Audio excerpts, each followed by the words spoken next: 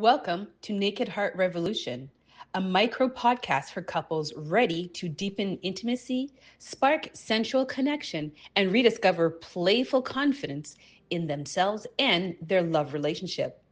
Hosted by Jenny Bingham.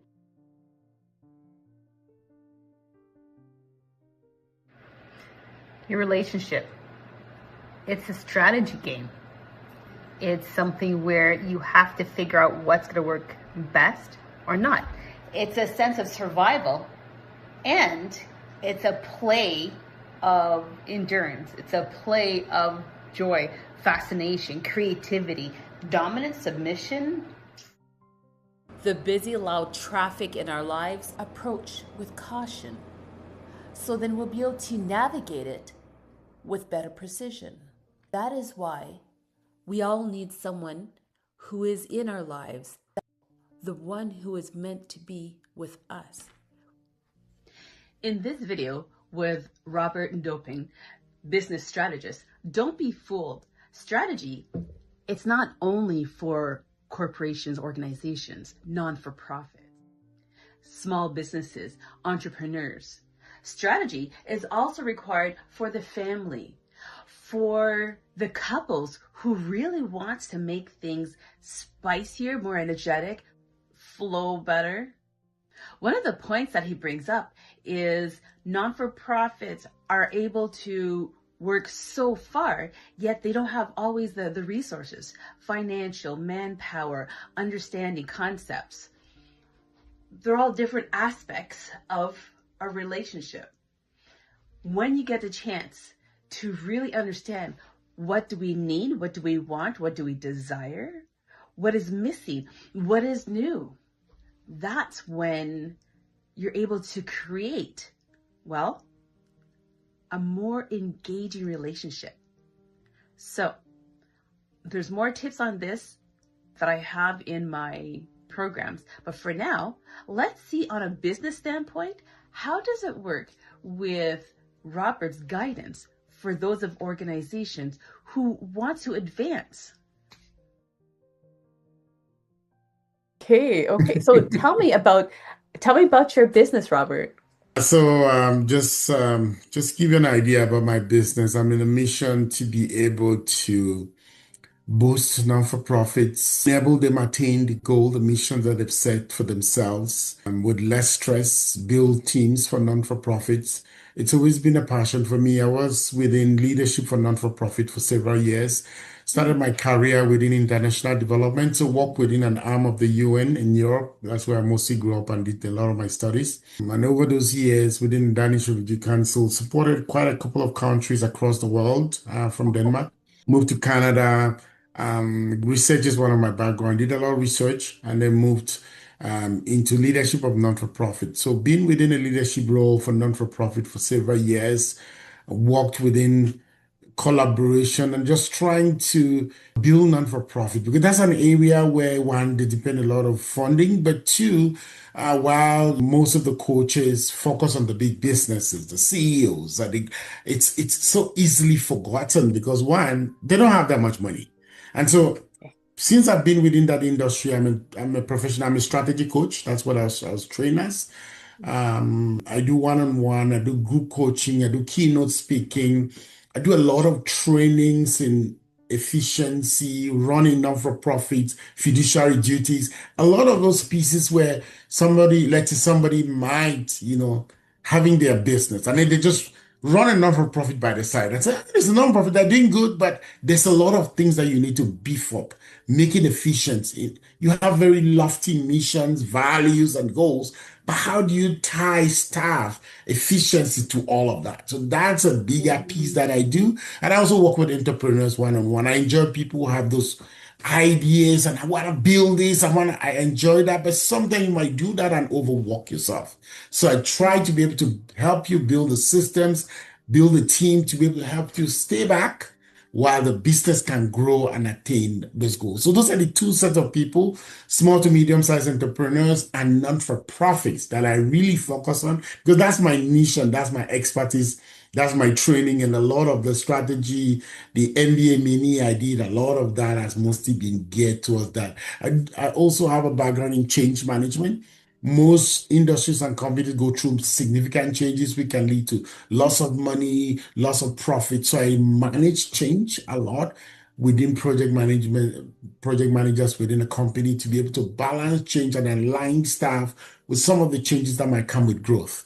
And this is what happens in non-for-profit for entrepreneurs, especially medium size, because changes happen a lot. So that's a piece of the things I do as a business. Shucks. When you say small, medium sized businesses, what is considered, would you say, is like a small business and a medium business? Yeah, small is mostly startups. Startups, they could have from between 5 to 25 employees. Most startups will have from 0 to like 25 employees because it's a startup, more or less. While medium size would have not more than 100, because once you have more than 100, you're no longer a medium size. So medium size will have anything between 5 to 100, because that's where medium-sized entrepreneurs are, because that's where the business is medium. Once it's exceeded up to 100 employees, it's no longer medium.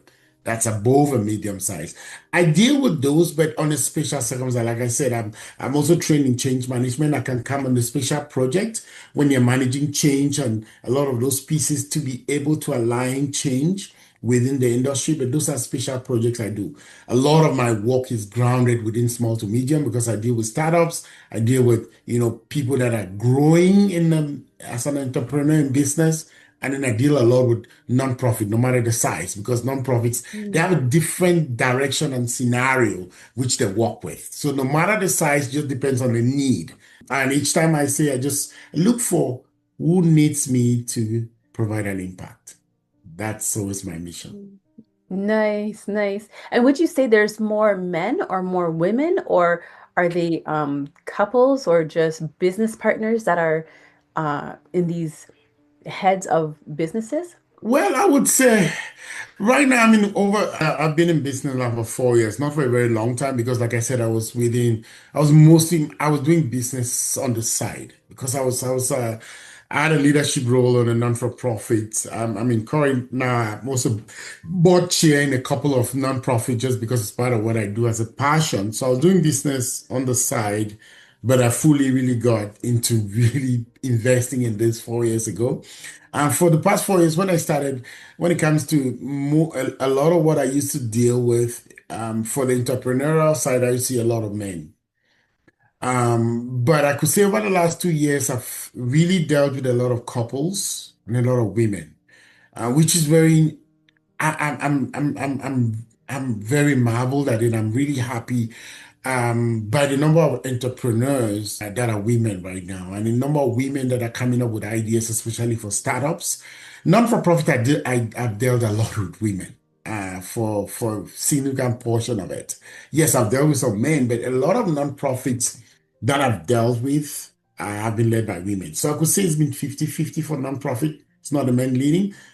Big portion has mostly been the women having top leadership roles, really wanting to really change and move things from one angle to the other. So I've really enjoyed that. My clients have been a lot women, really stunning. I was just before a meeting, I was having a meeting with the CEO of one of the non-for-profits right here in Calgary, for some of the plans we have to do when she's back from mat leave. So so I really enjoyed really working with women. So yeah. Oh, nice. So when you work with them, do you have an idea of how long you would need to work with them? Or do you work on a certain number of months, weeks? How does that process go? So it just depends. So I have different packages, and my packages are not standard. For example, right now I have two prospects which I'm working on, that are new intake I'm trying to work on. One of them is very unique. It's gonna be that 3 or 6 months, because one, they're new non-for-profit. They have been in business as a non-for-profit for 3 years. Their board is not very functional. They have a board, but it's not an effective board, because like many people can be appointed to a board, but they don't have the full training of governance. And so what they're wanting me to come in is really to train their board. So I'm going to take 3 months, which is I'm going to have sessions twice a month for the board members. So I'm going to tailor it to what they need to run their non-for-profit. Because one, I go to the mission, the vision, the governance, every plan the non-for-profit wants to run. I use that, I plan a training.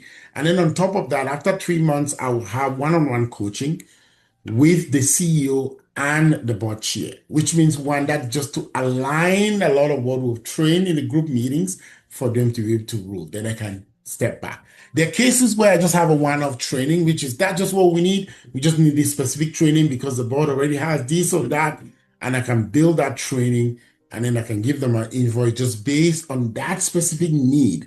So, like I said, it just really depends because every organization has a different need. You can't take a square peg and put it in a round hole. It takes a lot of work if you try that. Exactly. So you definitely have to first of all understand, diagnose, and that's why I use coaching one-on-one with the leadership to be able to understand what are the issues they are facing, where are the gaps, because part of my training is gap planning. So I do a lot of gaps. So I look at where are the gaps for them to be able to get to where they want to be. And part of that, I'll do that assessment and then I can give recommendations. But in the end, they're the ones paying. So they have to decide, okay, maybe this is of value to us. Yes, we'll take all because we need it, or we may for now need this. Maybe we might contract you later on for this. So yeah, that's mostly how I work because I need to be able to diagnose and be able to find those gaps and then use that to present a proposal to them. Sometimes some people just say, this is what we need. Present a proposal for it. And of course, you have to actually meet the needs of a client. I use that. I might have my recommendation, but I use that to prepare a proposal. There's also another non-for-profit which I'm working on for an intake. They need a lot because for them, they want to have build a whole HR system. They want to be able to build a whole management system because they've been around for 5 years, but they've not had a lot of that. And for those cases, I partner with HR consultants, which are my partners, to be able to build them their entire HR system because that's a big one. They need HR systems. They need training for the board. That's what I would do. I do a lot of those other pieces. They need to register as a charitable organization. They are non-for-profit, but they are not charitable organization in Canada. They need to register for that. Then that I'll bring a legal partner because they are experts at helping. So there are a lot of pieces. Sometimes I have to partner with other people just because I wouldn't say I do it all because then it doesn't make any sense. Then that's when I bring my partners in to be able to support in some of those areas. So just give an idea of sometimes the needs and how that falls in place and where I could definitely come in to support.